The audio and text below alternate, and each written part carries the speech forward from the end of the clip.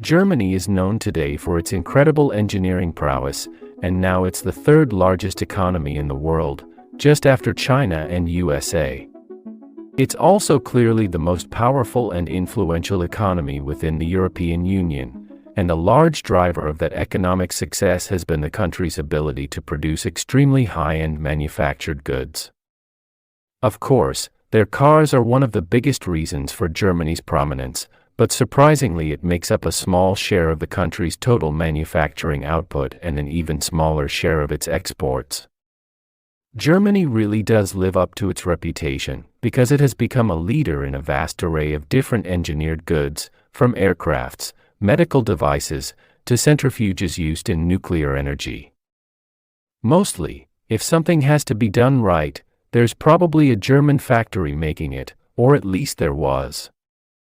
A long list of internal and external challenges have put significant pressure on German industry, to the point where a lot of economists and commentators are predicting that the country could lose its industrial dominance entirely.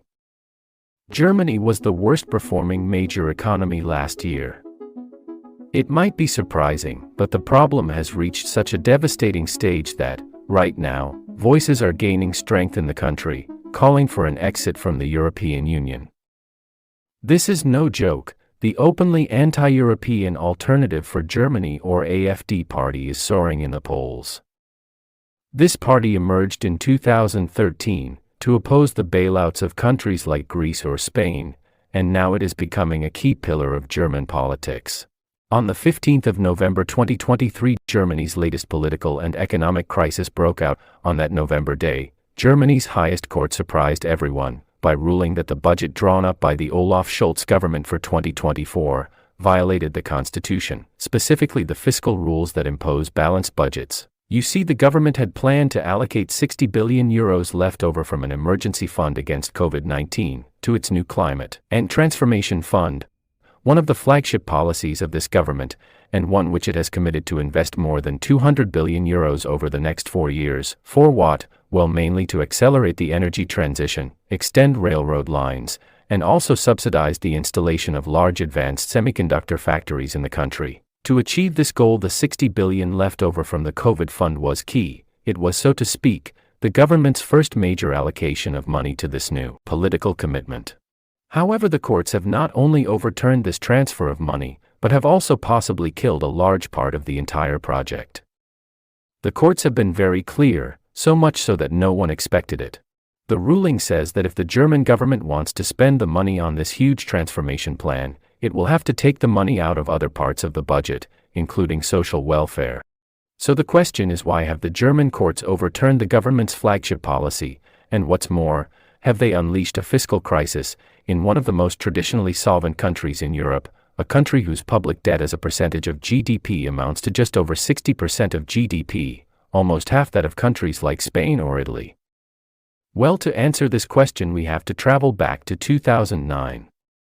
That year Europe was in the midst of the great international financial crisis, and at that time things in Germany were going much better than in the rest of the European economies, and the crisis was hardly noticed. Nevertheless, the government of the time made a decision to push through a change in the German constitution, to introduce a rule for curbing public debt.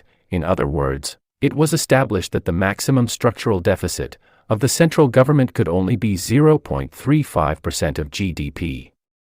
In other words, the Germans shouted to the world that the German economy was an example of strength and solvency, and that under no circumstances would the financial health of the country ever be at stake. Nevertheless, a good number of high-level economists such as, for example, the Italian Alberto Alesina have already warned that these types of rules with which policies are filled with medals usually have more holes than a golf course after the attack of an army of angry moles. According to Alesina, when you want to put public accounts in order, there are 2 things you should not do. First, raising taxes almost never works, and secondly, spending rules are not usually the best option either. Why? Well, because in good times governments overspend, and then when crises come and public revenues fall, it is practically impossible for them to tighten their belts. And guess what? That's exactly what German politicians did. The change in the 2009 constitution to introduce the so-called public debt brake was sold at full steam. When it came down to it, not much has been accomplished.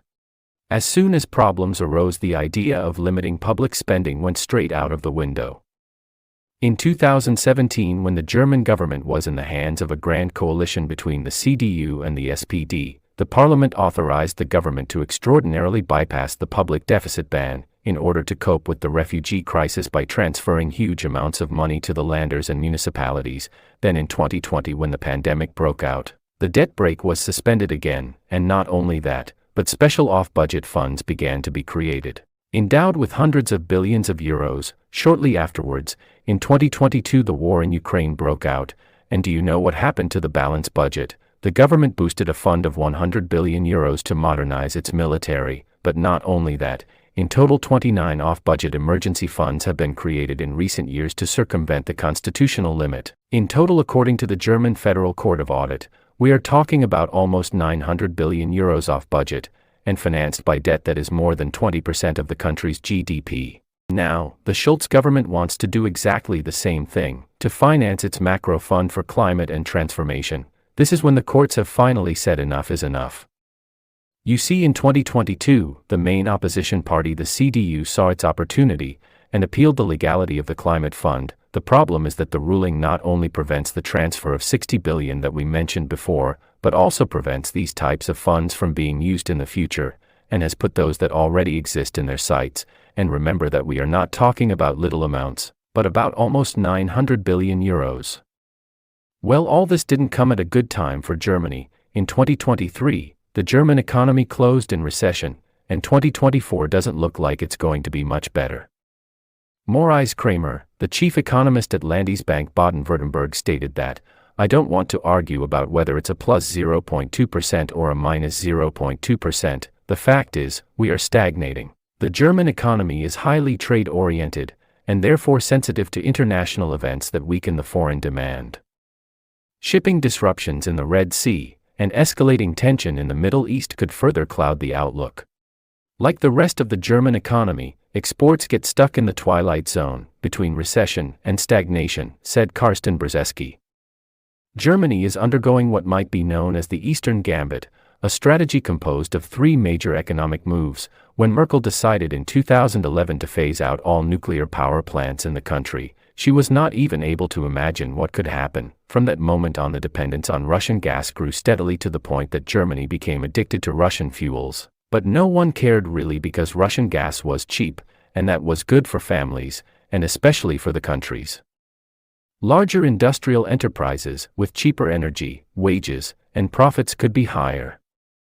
However, the war in Ukraine changed everything. When Russian gas began to disappear from the pipelines, the German economy was faced with a serious problem.